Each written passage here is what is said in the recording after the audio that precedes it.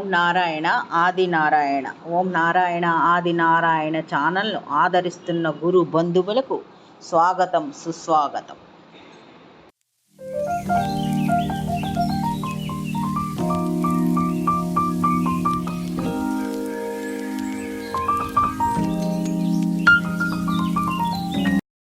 ఓం నారాయణ ఆది నారాయణ. ఓం శ్రీ భగవాన్ వెంకయ్య స్వామి నమ.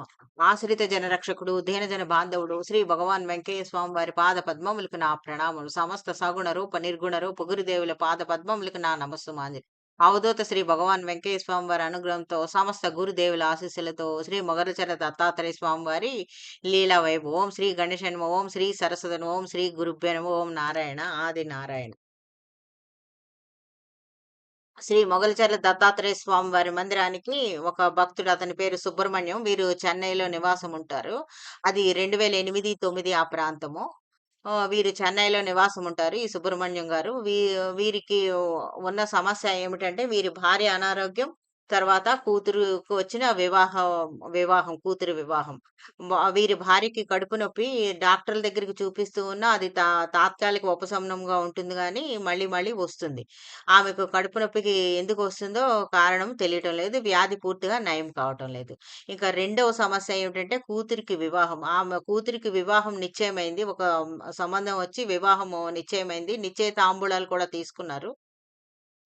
కానీ అంతా సవ్యంగా ఉంది అనుకుంటే సమయంలో ఆ అబ్బాయి తరపు వాళ్ళు ఈ సంబంధం తమకు వద్దు అని వారు చెప్పేశారు. దాంతో ఈ విషయం సుబ్రహ్మణ్యం గారికి తీవ్రంగా కలిచివేసింది. మనసుకు శాంతి లేకుండా ఉంది. అలాంటి టైంలో ఒకసారి ఇతను నెల్లూరు వద్దామని వస్తున్నారనమాట. నెల్లూరు వద్దామని ట్రైన్‌లో వస్తూ ఉంటే, ఆ ట్రైన్‌లో ఈ శ్రీ ఎకిరాల భరద్వాజ్ మాస్టర్ గారి శిష్యుడొకరు వీరికి పరిచయం అయ్యారు. వారి వద్ద ఉన్న శ్రీ మొగలిచర్ల దత్తాత్రేయ స్వామి వారి చరిత్ర పుస్తకం చూసారు వారి దగ్గర. చూసి అది కుతూహలం కొద్దీ తీసుకొని దాన్ని చదివారనమాట. చదివిన తర్వాత ఒకసారి మొగలిచర్ల వస్తే బాగుండునని అనుకున్నారు. వీరు దత్తభక్తులు ఈ సుబ్రహ్మణ్యం గారు. ఓసారి వస్తే బాగుండు అనుకున్నారు. అనుకున్నదే తడువు ఆదివారం నాడు వీరు ట్రైన్‌లో వచ్చారనమాట. వచ్చి సింగరాయకొండ వచ్చి అక్కడి నుంచి కందుకూరు మీదుగా మొగల్చర్ల వచ్చేసారు. వచ్చిన తర్వాత ఉదయం అక్కడ ఎవరు అంటే వచ్చి అలా అలా రావటం ఏంటంటే, ట్రైన్‌లో ముందు సింగరాయకొండ, అక్కడి నుంచి కందుకూరు నుంచి మొగల్చర్ల రావడం ప్రతి ఆదివారం అలా చేశారనమాట. ఉదయం 9 గంటలకి అలా రావటం. 9:30కి బస్సు దిగి అలా వచ్చి కుళాయిల దగ్గర అంతా శుభ్రంగా కాళ్ళు చేతులు కడుక్కొని, అర్చన టికెట్ కొనుక్కొని, అర్చన చేయించుకొని, మధ్యాహ్న హారతి, స్వామివారి సమాధి దర్శనము చేసుకొని, సత్రానికి వెళ్లి భోజనం చేసి మళ్ళీ 2 గంటలకి బస్సులో చెన్నై వెళ్ళిపోతూ ఉండేవారు. ఇలా అతను 5 వారాల పాటు ఉన్నారు. 5 వారాలు క్రమం తప్పకుండా శ్రీ మొగల్చర్ల దత్తాత్రేయ స్వామి వారి మందిరాన్ని దర్శించుకున్నారు, సేవించుకున్నారు. ఉదయం పూట రావటం, మధ్యాహ్నం 2 గంటలకల్లా బస్సు ఎక్కి వెళ్ళిపోవడం, సమాధి దర్శనం చేసుకొని మధ్యాహ్నం 2 గంటలకు వెళ్ళిపోవడం చేస్తూ ఉండేవారు. ఇంకా 5 వారాలు అయిన తర్వాత ఆరో వారంలో అతనొక్కరే కాకుండా వారి భార్య, కూతురిని కూడా తీసుకొని వచ్చారనమాట. వచ్చి అప్పుడు నాగేంద్ర ప్రసాద్ గారిని కలిసారు. "నేను 5 వారాల నుంచి వస్తున్నాను.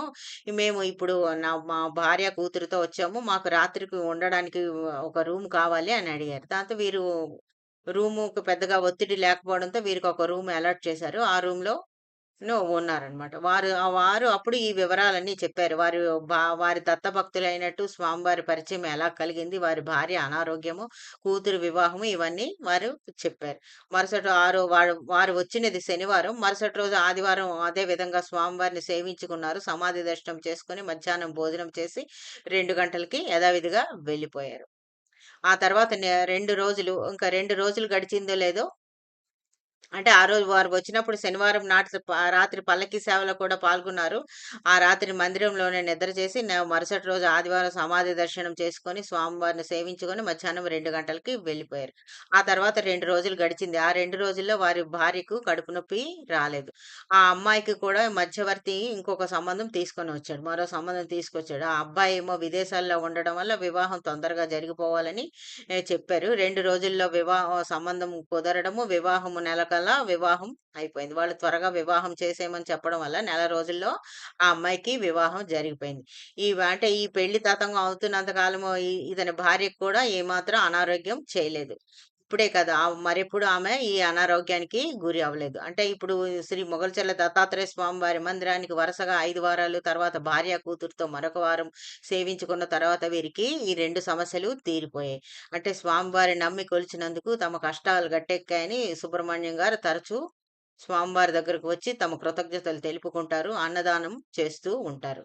ఓం నారాయణ. ఆది నారాయణ.